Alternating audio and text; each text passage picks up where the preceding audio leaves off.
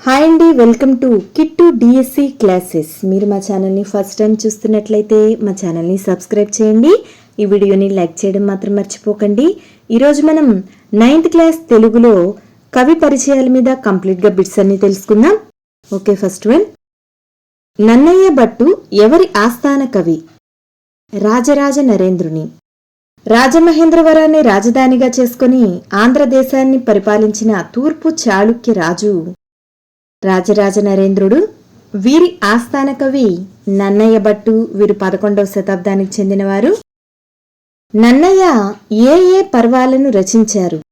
ఆదిపర్వం, సభాపర్వం, అరణ్య పర్వం 4వ ఆశ్వాసంలో 142వ పద్యం వరకు. మహాభారతాన్ని ఆంధ్రీకరించిన కవిత్రయంలో మొదటివారు నన్నయ్య. వీరు ఆదిపర్వం, సభాపర్వం, అరణ్య పర్వంలో 4వ ఆశ్వాసంలో 142వ పద్యం వరకు రచించారు, అంటే ఆంధ్రీకరించారు. నన్నయ్య రచించిన కావ్యాలు చాముండికా విలాసం, ఇంద్ర విజయం. నన్నయ్య ఏ వ్యాకరణ గ్రంథాన్ని రచించారని ప్రతీతి? ఆంధ్ర శబ్ద చింతామణి. ధర్మబోధ పాఠం నన్నయ్య భట్టు రచించిన శ్రీమదాంధ్ర మహాభారతంలోని ఎన్నో ఆశ్వాసంలోనిది? ఆదిపర్వం, చతుర్థాశ్వాసం. వేదవ్యాసుడు సంస్కృతంలో రచించిన మహాభారతాన్ని నన్నయ్య ఆంధ్రీకరించారు. ప్రస్తుత పాఠం ఆదిపర్వం, చతుర్థాశ్వాసంలోనిది. దినపత్రికల్లో తొలిసారిగా వ్యావహారిక భాషను ప్రవేశపెట్టింది ఎవరు? తాపీ ధర్మారావు. పత్రికా సంపాదకుడుగా దినపత్రికల్లో తొలిసారి వ్యావహారిక భాషను ప్రవేశపెట్టింది తాపీ ధర్మారావు గారు. విజయ విలాస ప్రబంధాన్ని రచించింది ఎవరు? చేమకూర వెంకటకవి. చేమకూర వెంకటకవి విజయ విలాస ప్రబంధానికి తాపీ ధర్మారావు గారు రచించిన హృదయోల్లాస వ్యాఖ్యానానికి కేంద్ర సాహిత్య అకాడమీ పురస్కారం లభించింది. చైతన్యం పాఠం తాపీ ధర్మారావు గారు రచించిన ఏ గ్రంథంలోనిది? కొత్తపాళి. వీరు పాతపాళి, కొత్తపాళి, దేవాలయాల మీద బూతుబొమ్మలెందుకు, పెళ్లి, దాని పుట్టు పూర్వోత్తరాలు, రాలు రప్పలు, ఇనుప కచ్చడాలు, సాహితీ మర్మరాలు మొదలైన రచనలు చేశారు. అయితే చైతన్యం పాఠం కొత్తపాళి అనే గ్రంథంలోనిది. హరివంశం రచించింది ఎర్రన. అమృతాభిషేకం రచించింది దాశరథి. శృంగార నైషధం రచించింది శ్రీనాథుడు. మనుచరిత్ర రచించింది అల్లసాని పెద్దన. విశ్వకర్మ పురాణం రచించింది వీపూరి వెంకటాచార్యుడు. నా అనుభవం నేర్పిన పాఠమే నా కవిత్వం అని తన కవితా గుణాన్ని ప్రకటించిన ఆధునిక కవి డాక్టర్ ఎండ్లూరి సుధాకర్. వీరు ప్రకాశం జిల్లా కనిగిరి తాలూకా రావికుంటపల్లెలో జన్మించారు. డాక్టర్ ఎండ్లూరి సుధాకర్ గారి బిరుదులు కవిరత్న, నవయుగ వచన కవితా చక్రవర్తి. ఆత్మకథా పాఠం ఏ కవితా సంపుటిలోనిది? నల్ల ద్రాక్ష పందిరి. వీరు వర్తమానం, మల్లెమొగ్గల గొడుగు, కొత్త కబ్బిలం, వర్గీకరణీయం, గోసంగి, నల్ల ద్రాక్ష పందిరి, అటజని కాంచె యాత్రా కవిత్వం, జాష్వా సాహిత్యంపై విశ్లేషణ మొదలైన రచనలు చేశారు. ఆత్మకథ పాఠం వీరు రచించిన నల్ల ద్రాక్ష పందిరి అనే కవితా సంపుటిలోనిది.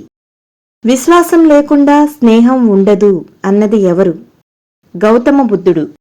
మనిషికి అవసర కాలంలో ఆదుకున్న మిత్రుడు కన్నా ప్రియమైనది ఏదీ ఉండదు అన్నది ఎవరు? గురునానక్. కష్టకాలంలోనే మనకు నిజమైన మిత్రుడు ఎవరో తెలుస్తుంది అన్నది ఎవరు? గాంధీజీ. జంధ్యాల పాపయ్య శాస్త్రి గారి కలం పేరు కరుణశ్రీ. కొలకలూరి స్వరూపరాణి గారి ఏ కవిత కృష్ణ పత్రికలో వచన కవిత్వంగా ప్రచురించబడింది? మేమంతా భటులం, విష్ణు మార్గదర్శకులం. సాంప్రదాయ కవిత్వంలో ఆధునికతను పండించిన కవయిత్రి కొలకలూరి స్వరూపరాణి గారు.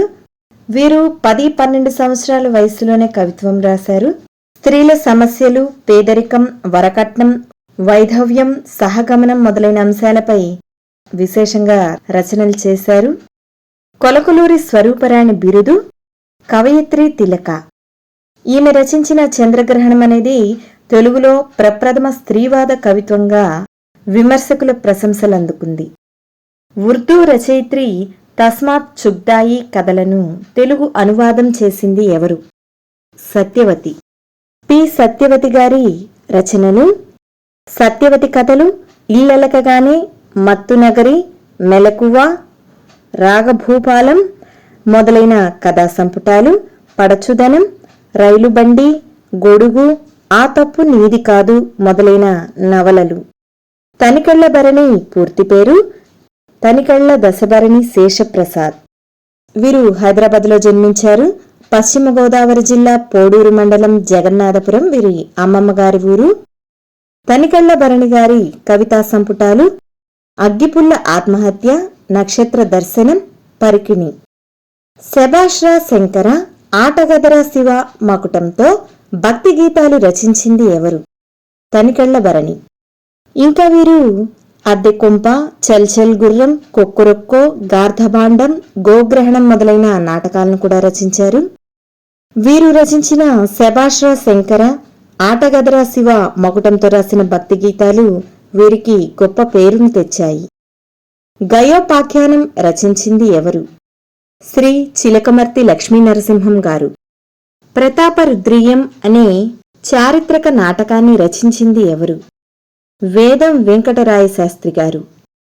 శ్రీమతి పింగళి బాలాదేవి గారి రచనలు ఒక చీకటి, ఒక వెన్నెల, పొగమంచులో సూర్యోదయం నవలలు, నాన్నకు రాయని ఉత్తరం, కుసుమ కోమలి, ప్రశ్న, గాజు బొమ్మలు, గృహప్రవేశం. ఆశావాది ప్రకాశ్రావు గారి రచనలు పుష్పాంజలి, అంతరంగ తరంగాలు, లోకలీలా సూక్తము, అవధాన చాటువులు, అవధాన దీపిక, అవధాన కౌముది, అవధాన వసంతం, అవధాన కళాతోరణం, ప్రత్యూష ప్రవచనాలు. ఇవి వీరి రచనలు. పద్యం కమ్మగా పాడువాడు, పద్య విద్యను కాపాడువాడు, పద్య ద్వేషణలతో రాపాడువాడు అంటూ డాక్టర్ సినారేచే వీరు కీర్తించబడ్డారు. ఊటుకూరి లక్ష్మీకాంతమ్మ గారి నవలలు వైభవం అనే ఏకాంకిక, సాహితీ రుద్రమ పేరుతో ఆత్మచరిత్ర, కాంతి శిఖరాలు అనే పేరుతో భక్తి గీతాలు, అమృతవల్లి, చీకటి రాజ్యం మొదలైన నవలలు. వీరు పశ్చిమ గోదావరి జిల్లా ఏలూరులో జన్మించారు. అనుభవాలు, జ్ఞాపకాలు, ఎవరి ఆత్మకథ? శ్రీపాద సుబ్రహ్మణ్య శాస్త్రి గారు. శ్రీపాదవారి వచనము తెలుగువారికి, తెలుగుతనానికి నారాయణ కవచం అని శ్లాఘించింది ఎవరు? మల్లాది రామకృష్ణ శాస్త్రి గారు. కుర్చీ చెప్పిన చర్చి కథలు రచించింది ఎవరు? కొండెపోగు బి. David Livingstone. వీరు ప్రకాశం జిల్లా మార్కాపురంలో జన్మించారు. జీవశాస్త్ర అధ్యాపకుడిగా పనిచేసిన ఈయన దీపాలు, అరణ్యంలో కేక, దగ్ధ దృశ్యం, ఆకుపచ్చ శోకం మొదలైన కవితా సంపుటాలు వెలువరించారు. ఇవి 9th క్లాస్ తెలుగు మొత్తం కవి పరిచయాల మీద ప్రిపేర్ చేసిన complete notes, complete bits. Next క్లాస్లో 9th క్లాస్లోని మిగిలిన సబ్జెక్ట్స్ కూడా తెలుసుకుందాం. మా వీడియోస్ అన్ని మీరు మిస్ అవ్వకుండా ఉండాలంటే మా ఛానల్ని సబ్స్క్రైబ్ చేయండి. ఈ వీడియోని లైక్ చేయడం మాత్రం మర్చిపోకండి. Thanks for watching.